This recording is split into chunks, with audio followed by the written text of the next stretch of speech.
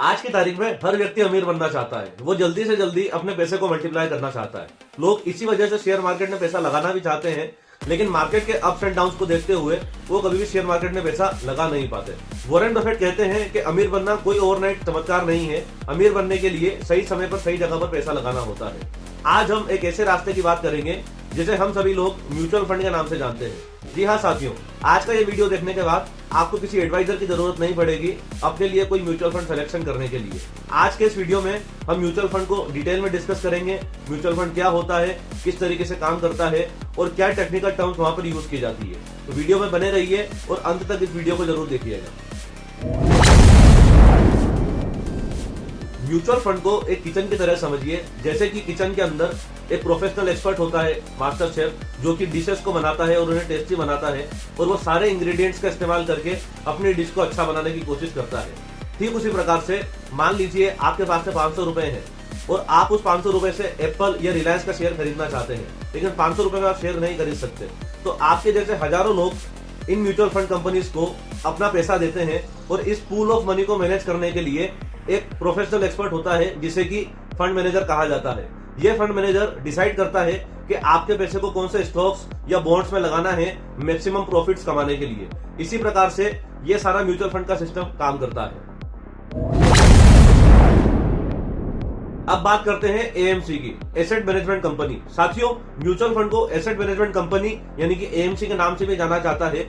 ये वही किचन या फंड हाउस होता है जो आपके पैसे को प्रोफेशनली मैनेज करता है। बीइंग एन इंडिविजुअल इन्वेस्टर, हम अपने पैसे को उतना प्रोफेशनली मैनेज नहीं कर सकते जितना कि एक फंड हाउस का प्रोफेशनल फंड मैनेजर हमारे पैसे को मैनेज कर सकता है।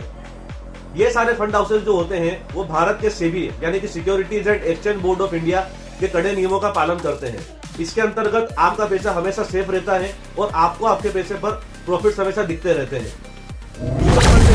कुछ टेक्निकल टर्म्स मैं आपको बताता हूं जिनको देखे बिना या जिनको जाने बिना आप कभी भी इन्वेस्टमेंट के लिए म्यूचुअल फंड का सिलेक्शन ना करें।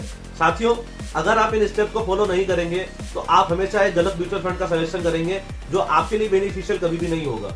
सबसे पहला है AUM यानी कि एसेट्स अंडर मैनेजमेंट। इसका मतलब होता है कि वो सारा पैसा जो कंपनी ने या किसी म्यूचुअल फंड हाउस ने अपने सभी इन्वेस्टर्स से इकट्ठा किया है उसे एसेट अंडर मैनेजमेंट यानी कि AUM कहा जाता है। जिस म्यूचुअल फंड का AUM ज्यादा होता है उस म्यूचुअल फंड के ऊपर लोगों का भरोसा भी ज्यादा होता है। अगर आप इस फैक्टर को चेक करके इन्वेस्टमेंट करते हैं तो आप कभी भी गलत नहीं होंगे आपके म्यूचुअल फंड सिलेक्शन के अंदर। नंबर 2 है NAV यानी कि नेट एसेट वैल्यू। साथियों, जैसे शेयर मार्केट में शेयर का प्राइस होता है उसी प्रकार से फंड हाउसेस के अंदर NAV काम करता है। NAV हमें बताता है कि उस फंड हाउस के एक यूनिट की वैल्यू कितनी है।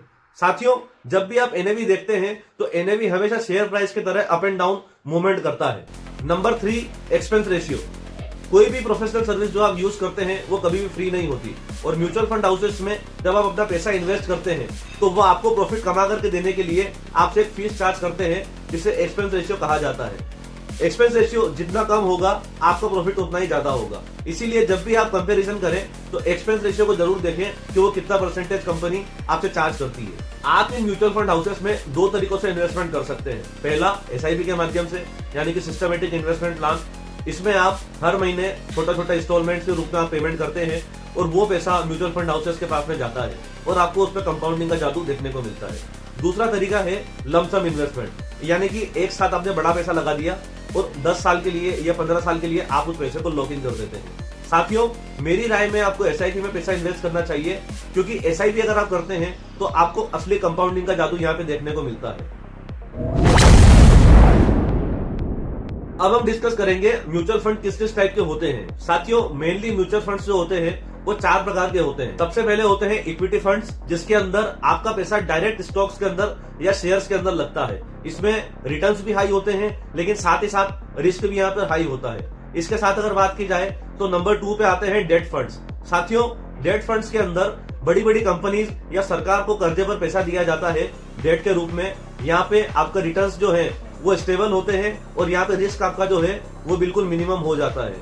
इसके बाद में आते हैं साथियों हाइब्रिड फंड्स। हाइब्रिड फंड्स जो होते हैं वो इक्विटी फंड्स और डेट फंड्स का मिश्रण होते हैं। इस वजह से आपका जो पोर्टफोलियो है, आपका जो इन्वेस्टमेंट है वो डाइवर्सिफाई हो जाता है और डाइवर्सिफाई होने की वजह से आपका जो रिस्क है वो मॉडरेट हो जाता है। इसी के साथ अगर बात की जाए तो साथियों अगले आते हैं index funds. Index funds Sensex और निफ्टी की कॉपी होते हैं, जहां पे आपको कम फीस के अंदर निफ्टी और सेंसेक्स के जैसा रिटर्न्स देखने को मिलता है, जो कि एवरेज 12% के आसपास हमेशा चलता है।